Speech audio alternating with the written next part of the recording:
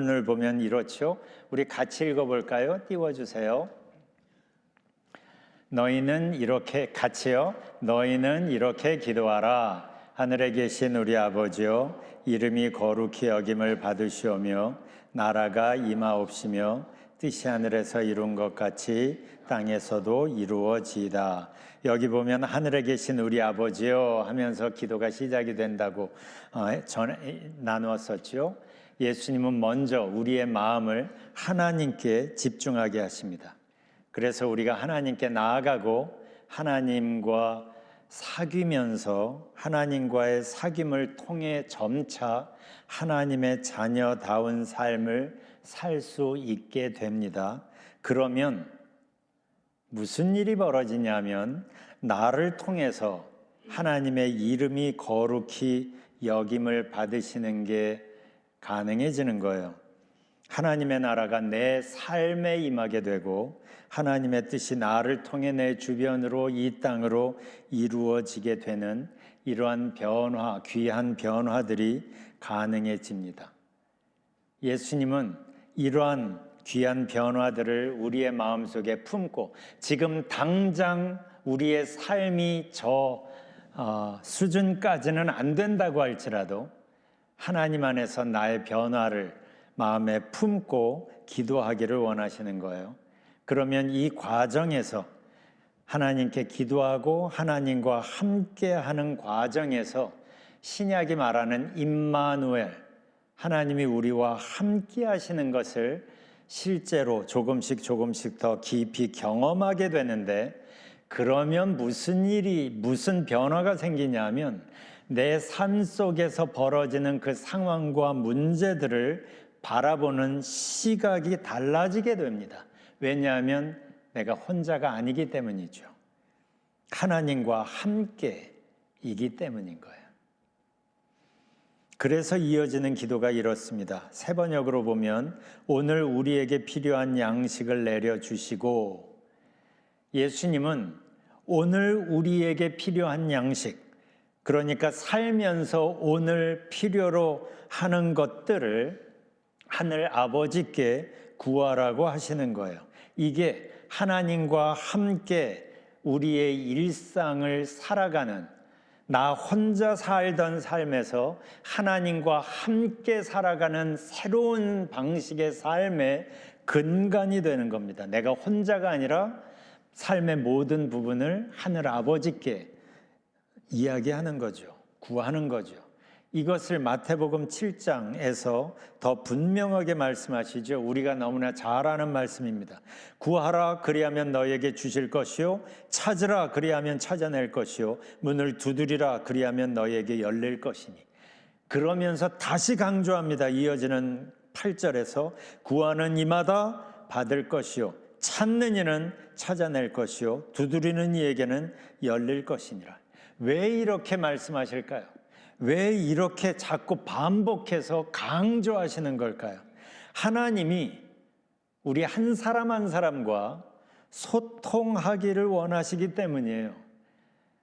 하나님은 우리의 기도를 기다리시는 하늘 아버지이시기 때문입니다. 사실 우리가 기도를 처음에 시작하는 주된 이유는 하나님의 도움을 요청하는 거죠.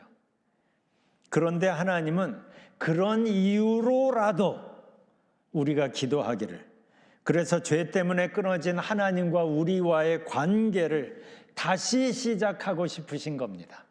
우리가 여전히 이기적이고 나에게 필요한 것을 하나님께 구한다고 할지라도 그렇게라도 하나님을 찾기를 하나님은 원하시는 거예요.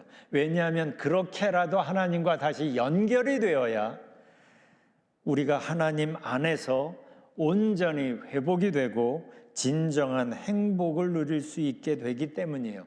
죄로 오염되기 전에, 죄로 왜곡되기 전에 하나님이 당신의 형상을 가지고 지으신 그 귀한 모습으로 우리가 다시 회복될 수 있기 때문에 그런 겁니다. 그래서 예수님은 하나님을 구하라고, 하나님을 찾으라고 지금 하시는 거예요. 이 기도가 이겁니다. 오늘 우리에게 필요한 양식을 내려주시고 하면서 기도하라는 거예요. 이 기도를 하면서 우리 마음이 조금씩 하나님을 향하게 되면, 그래서 내가 혼자 고군분투하는 삶이 아니라 내 문제 앞에서 하나님을 보는 게 조금씩 익숙해지다 보면 거기에서 깨닫게 되죠. 아, 내가 혼자가 아니지. 아, 하늘아버지가 나와 늘 함께 하시지. 사실 이것을 우리가 모르지는 않는데 단순히 아는 상태에서 이 하나님께 집중하면서 그 하나님이 내 삶 속에, 내 마음 속에 진짜 사실이 되기 시작하면 거기서부터 변화가 시작합니다. 모든 일을 하나님과 함께 하기 시작하기 때문이죠. 이 함께라는 연결을 통하여서 하나님의 선한 영향력이 우리에게 흘러 들어오면 우리는 거기에서 변화를 경험하는데 그 변화는 우리의 상상을 넘어섭니다. 그래서 바울은 모든 지각에 뛰어난 하나님의 평강이라고 표현합니다. 그런데 이것은 시작일 뿐입니다. 그래서 예수님은 이 변화를 영생이라는 표현으로, 풍성한 삶이라는 표현으로 말씀하십니다. 중요한 건 이러한 변화들이 우리 앞에 있다는 것이고, 이 변화는 내가 하나님과 함께 하면서 하나님이 나와 함께 하신다는 걸 단순히 머리로 아는 수준이 아니라 내 온 마음이 그것을 사실로 받아들이고 임마누엘, 하나님의 함께 하심을 내가 온 전 존재로 받아들이기 시작하면서 거기에서 변화가 시작된다는 거예요. 그래서 바로 이게 하나님이 언약을 제시하시면서 우리에게 다가오시는 이유이고, 하나님이 이스라엘을 이집트에서 인도해 내신 이유이기도 했어요. 그래서 출애굽기 29장을 보면 출애굽 다 한 다음이죠. 시내산 앞에서 하나님이 이렇게 말씀하십니다. 내가 이스라엘 자손 중에 거하여 그들의 하나님이 되리니 그들은 내가 그들의 하나님 여호와로서 그들 중에 거하려고 그들을 애굽 땅에서 인도하여 낸 줄을 알리라. 여기에서 하나님은 당신의 의도를 굉장히 분명하게 말씀하시죠. 내가 그들 중에 거하려고. 이게 성경이 이야기하는 메시지의 핵심입니다. 그들 중에 거하려고.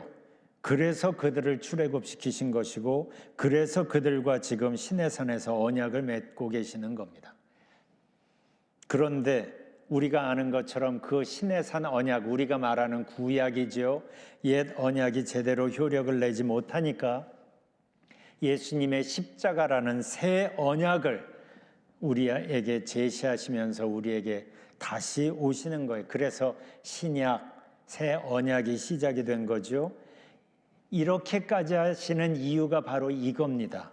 하나님이 그들을 출애굽시키신 이유, 그리고 그들과 시내산 언약을 맺으신 이유, 그것도 안 되자 다시 예수님을 보내어 새 언약을 맺으신 이유, 그 이유는 하나입니다. 내가 그들 중에 거하려고.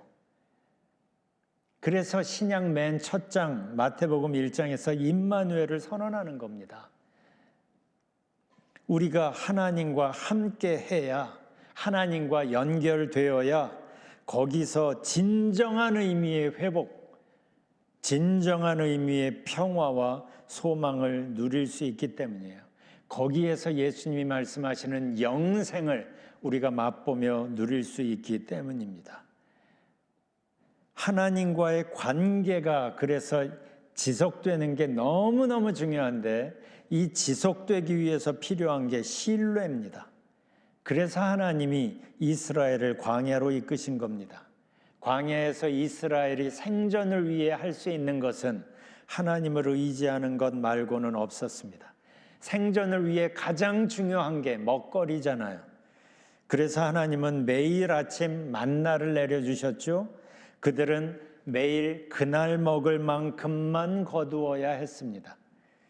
내일 먹을 것은 하나님이 내일 다시 공급하실 것을 믿는 연습을 시키신 겁니다. 예수님이 우리에게 너희는 이렇게 기도하라 하면서 오늘 우리에게 필요한 양식을 아버지께 구하라고 기도하라고 하신 것은 매일 만나를 경험하며 하나님을 신뢰하는 연습을 했던 구약의 이스라엘처럼 우리도 하나님의 공급을 정말 신뢰하며 하나님과 함께 살아가는 삶을 배워가길 원하셨던 겁니다. 하나님을 정말 신뢰하며 함께하는 삶을 우리가 연습하고 그러한 삶에 우리가 익숙해지면 두 가지가 점차 우리 안에서 분명해지는데, 첫 번째는 어떤 상황을 만나도 두렵지 않게 됩니다. 왜냐하면 내가 혼자가 아님을 아니까. 그리고 또 하나는 삶이 여유로워진다고 해도 교만하지 않게 됩니다. 하나님 때문에 내가 여기까지 올 수 있었음을 잘 알기 때문이죠. 그런데 여기서 조심해야 되는 게 있어요. 우리는 쉽게 교만해집니다. 내가 계획한 대로 일들이 그대로 이루어지는 것들이 점차 몇 번 되면 내가 한 것 같고, 그래서 내 생각대로 나의 삶을 하나님 생각 없이 나 혼자 살 수 있게 되는 거예요. 그래서 하나님은 우리를 너무너무 사랑하시면서도 때때로 우리를 기도해야만 하는 상황으로 우리를 이끄십니다. 그래서 모세도 경고하죠. 이제 가나안 땅에 그들이 들어갈 텐데 가나안 땅에서 그들이 뿌리지 않은 열매들을 먹고 그들이 짓지 않은 집에서 살고 평화로운 삶을 가나안 땅을 살게 되면 거기에서 우려가 되는 게 있어요. 그래서 이렇게 경고합니다. 신명기 8장에서 내 하나님 여호와를 잊어버리지 않도록 삼갈지어다. 지금은 광야니까 하나님의 도우시는 공급을 가지고 사니까 하나님을 어쩔 수 없이 바라보는데, 하나님의 도움 없이도 내가 씨 뿌리고 내가 수확하고 내 힘으로 살아갈 수 있는 것처럼 느껴지다 보면 하나님을 잊어버릴 수가 있거든요. 그러니까 이렇게 경고를 한 겁니다. 그리고 다시 말합니다. 18절에서 내 하나님 여호와를 기억하라. 그가 내게 재물 얻을 능력을 주셨습니다. 왜 이렇게 자꾸 강조를 할까요? 하나님과의 관계 안에 계속 머물러 있어야 그들이 계속 하나님의 공급과 하나님의 복 안에서 살 수 있게 되기 때문입니다. 우리는 알아야 합니다. 하나님은 가나안 땅의 풍요로움보다 훨씬 더 놀라운 축복을 우리를 위하여 준비하고 우리를 그리로 인도하신다는 것을. 그래서 바울이 이렇게 말합니다. 에베소 1장 3절에 보면 하나님께서는 그리스도 안에서 하늘에 속한 온갖 신령한 복을 우리에게 주셨습니다.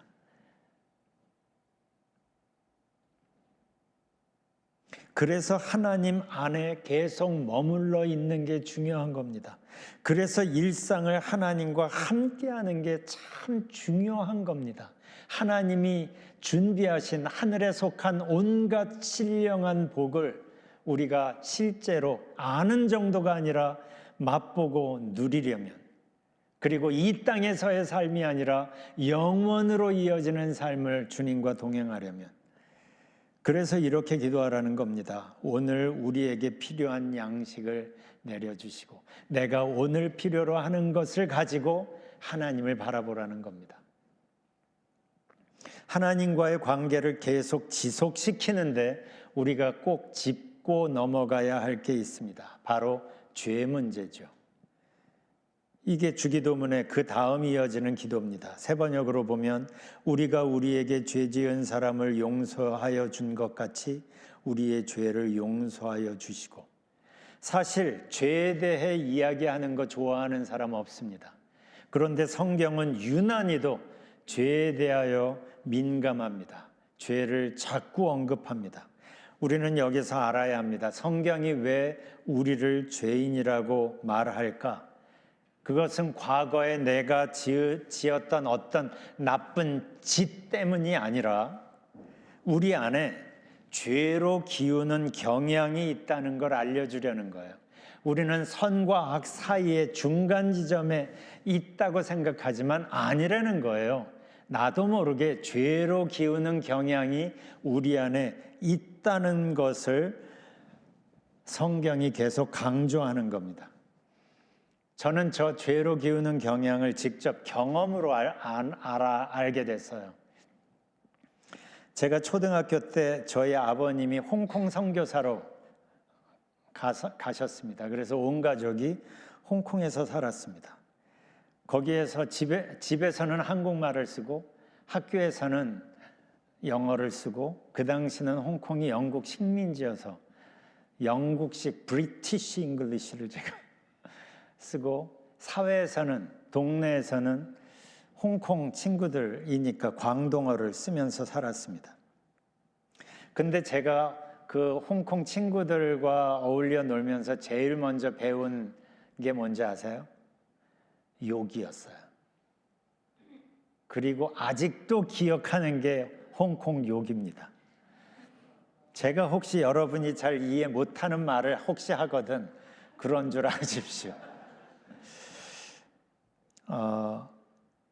그러면서 제가 알게 됐어요. 좋은 건 열심히 배우고 외워도 잊어버리는데 나쁜 건 스치기만 해도 평생 기억하는구나. 예절이라는 건 배워서 익혀야 하는데 이기심이나 욕심은 우리가 아주 기본으로 탑재해서 태어납니다. 이런 걸 보면 우리 안에 우리는 죄로 기우는 경향이 있어요. 선과 악 사이에서 중간쯤에서 고민하는 게 아닙니다. 우리는 나도 모르게 죄로 기우는 경향이 있다는 걸 성경이 우리에게 알려주려는 거예요. 근데 중요한 게 이거죠. 성경은 왜 우리 안에 이런 경향이 있다는 걸 얘기하는 걸까? 적어도 두 가지 이유가 있습니다. 하나는 우리에게 그러한 죄의 경향이 있고 우리가 그래서 하나님 앞에 죄인인데도 불구하고 하나님은 그래도 여전히 우리를 사랑하신다는 것, 그걸 얘기하기 위함이고, 그거보다 더 중요한 이유는 우리가 죄의 영향에서 벗어날 수 있도록, 그래서 하나님 앞에 온전히 나아갈 수 있도록 하나님께서 친히 길을 만드셨다는 걸 우리에게 알려주려고. 그 길이 바로 예수 그리스도시잖아요. 주기도문의 5번째 기도를 다시 봅시다. 우리가 우리에게 죄 지은 사람을 용서하여 준 것 같이 우리의 죄를 용서하여 주시고.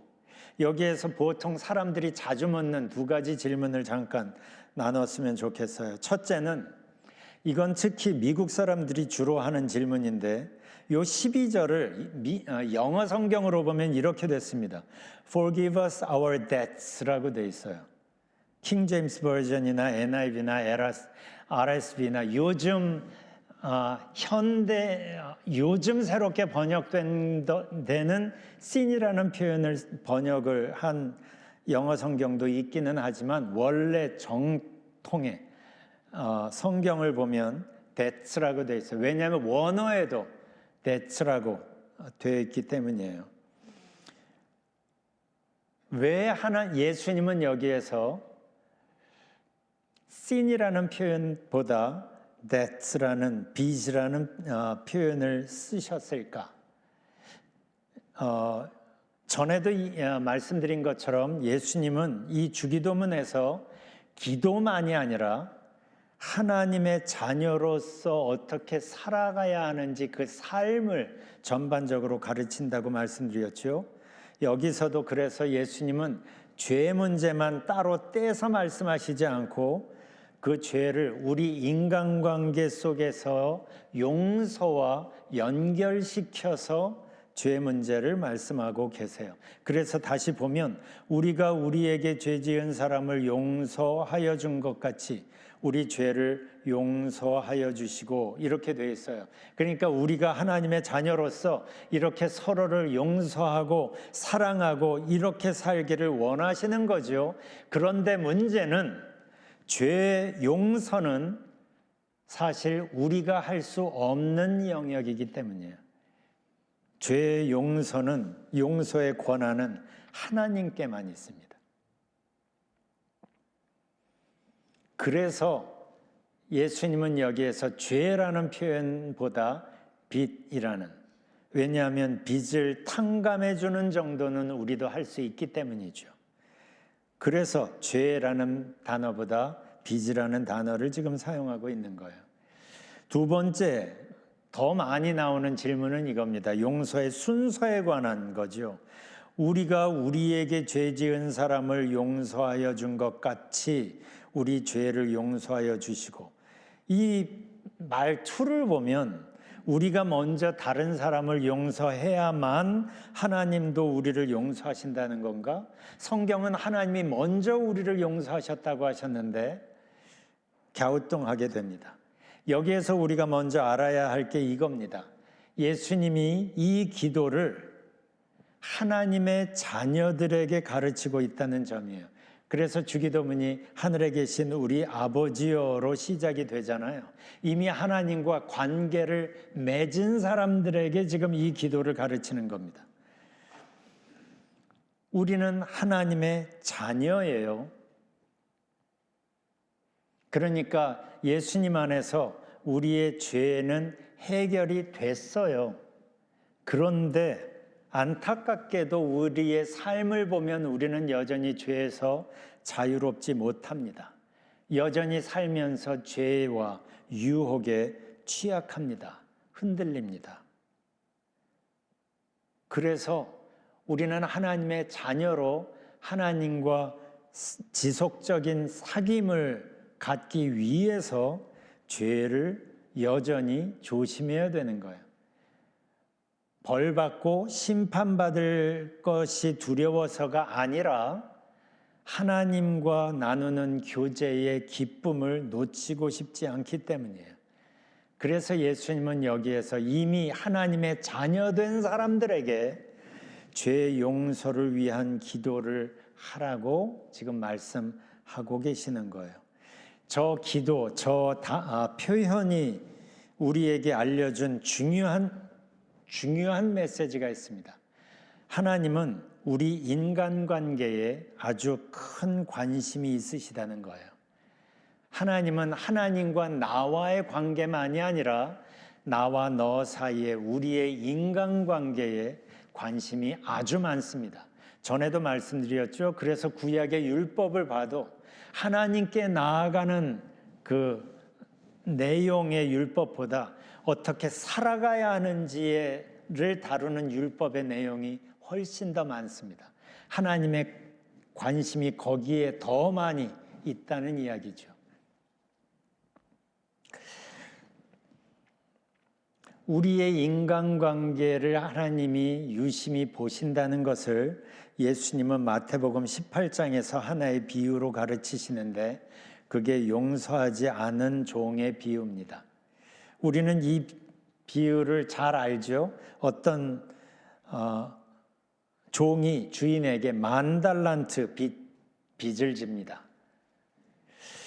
이 비유를 우리가 온전히 이해하기 위해서 화폐 단위를 좀 알 필요가 있어요.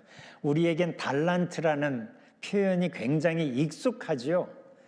그런데 우리에게 또 하나 우리가 알고 있는 표현이 데나리온이에요. 그런데 한 달란트는 6,000데나리온입니다.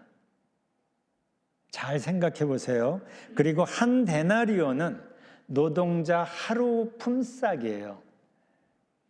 그러니까 한 달란트는 당시 노동자의 20년치 연봉에 비슷한 액수입니다. 그러니까 어마어마한 한 달란트라고 해서 얕잡아 보면 안 됩니다.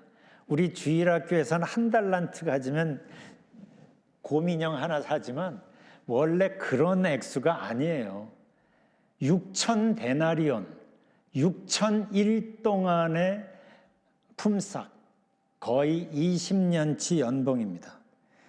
그러니까 근데 이 종이 10,000달란트를 주인에게 빚졌다는 거예요. 한 달란트가 20년치 연봉인데 10,000달란트를 빚졌으면 어떻게 하는 거예요? 20만 년 동안 일해야 아무것도 먹지도 쓰지도 않고 20만 년 동안 일해야 마련할 수 있는 금액이 10,000달란트입니다.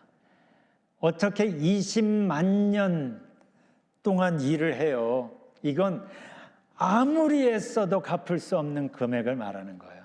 아무리 용을 써도 아무리 노력을 해도 갚을 수 없는 액수가 10,000달란트예요. 그런데 주인이 이 종을 불쌍히 여겨서 그 어마어마한 빚을 모두 탕감해 준 거죠. 그런데 이 종이 길을 가다 자기에게 100데나리온 빚을 진 동료를 만납니다. 100데나리온은 100일 동안의 월급이죠. 그러니까 3, 4개월치의 월급이에요. 이 종은 그 동료의 멱살을 붙잡고 당장 갚으라면서 감옥에, 갚기 전에 못 나와 하면서 감옥에 쳐두었습니다. 이 소식을 주인이 들었습니다. 그 종을 다시 부릅니다. 그래서 하시는 말씀이 18장 33절이에요. 내가 너를 불쌍히 여긴 것처럼 너도 네 동료를 불쌍히 여겼어야 할 것이 아니냐. 이 비유의 핵심 메시지는 이거죠. 용서의 순서가 아닙니다. 하늘 아버지의 용서를 받고 있다면 우리도 당연히 마땅히 다른 사람들을 그렇게 대해야 한다는 거죠. 우리가 그렇게 서로를 용서하고 사랑하며 살기를 하나님이 원하시기 때문이에요. 우리는 이미 20만 년 동안 일해야 갚을 수 있는, 우리의 생명으로라야만 갚을 수 있는 죄를 탕감받은 사람으로서 우리도 마땅히 만나는 사람들에게 그렇게 베풀며 사는 게 마땅하다는 말씀을 지금 하시는 거예요. 여기에서 우리가 집중해야 될 게 이겁니다. 용서와 사랑이라는 표현은 모두 관계를 설명하는 단어잖아요. 그렇죠? 용서, 사랑, 관계를 설명하는 단어입니다. 아까도 말씀드린 것처럼 성경이 구성하고 있는 성경은 언약으로 구성되어 있죠. 구약, 신약, 새 언약, 옛 언약. 하나님과 우리 사이에 죄로 단절된 관계를 하나님께서 회복시키기 위하여 먼저는 옛 언약, 신의 산 언약을 가지고 우리에게 찾아오셨고 지금은 예수님의 피라는 새 언약을 가지고 우리에게 다가오십니다. 그러니까 성경을 구성하는 옛 언약과 새 언약 모두의 핵심 메시지는 관계 회복이잖아요.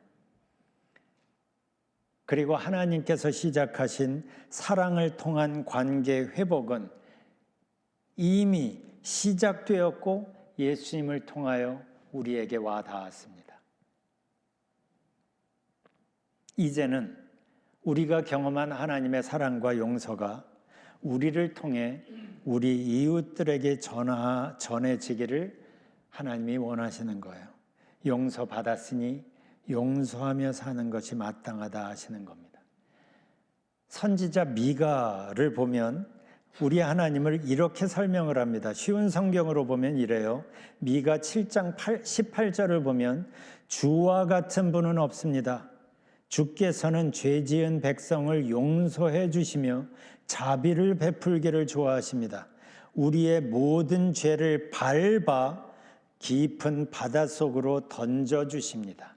이렇게 우리 하나님을 설명하는 거예요. 이분이 우리 아버지라는 거죠. 우리의 모든 죄를 밟아 깊은 바닷속으로 던지시며 우리에게 다가오시는 우리 아버지.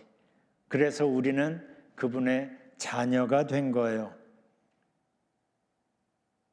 자녀라면 아버지를 닮아서 사랑하고 용서하는 게 자연스러웠으면 좋겠어요. 그래서 아버지께 자랑스러운 자녀들이 되었으면 좋겠어요. 그러기 위해서 우리는 먼저 집중해야 할 게 있습니다. 왜냐하면 내 힘으로 하는 사랑, 내 힘으로 할 수 있는 용서는 한계가 있기 때문이잖아요. 그래서 우리는 사랑하라는 명령 전에 복음을 먼저 만나야 합니다. 그래서 사랑하라는 말씀이 요한복음 13장에 나오는 거예요. 그 전에 복음이 먼저 나오는 거예요. 우리가 복음을 통하여 예수님과 하나 되고 하나님과 함께 살아가는 것을 우리가 연습하고 익숙해져야 사랑하라는 것이 우리의 삶 속에서 자연스러워집니다. 그래서 우리가 먼저 집중해야 하고 먼저 익숙해져야 하는, 연습해야 될 게 있어요. 그게 하나님과 함께하는 삶입니다. 나의 작은 일상에서부터 하나님을 찾고 나의 일용할 양식을 위하여 하나님을 구하고, 그래서 매사 작은 부분에서도 하나님과 함께하고 하나님과 함께 나의 삶을 바라보는 연습이 되면, 그러면 다른 사람을 사랑할 수 있는 가능성이 열리는데, 왜냐하면 함께라는 그 접착제를 통하여 하나님의 공급이 나에게 오기 때문이에요. 하나님의 마음이 내 안에 품어지기 때문이에요. 내 안에 하나님의 나라가 만들어지기 때문이에요. 그러면 사랑이 자연스러워집니다. 포도나무 가지에 포도 열매가 자연스럽게 맺혀지는 것처럼 기억하십시오. 하나님의 사랑은 예수님을 통해 이미 우리에게 닿았습니다. 여러분이 믿는 복음이 여러분의 마음속에 지금 어떤 변화를 만들고 계시는지 한번 살펴보세요. 여러분이 믿는 예수님, 십자가, 복음이 내 삶에, 우리 가정에 어떤 영향을 요즘 미치고 있는지 한번 살펴보십시오. 하나님의 사랑은 이미 시작되었고 이미 우리에게 왔고 이미 닿았습니다. 여러분이 그 하나님의 사랑을 어떻게 맛보고 계십니까? 나누고 계십니까? 이 시간에 하나님 앞에서 잠시 시간을 가져보겠습니다.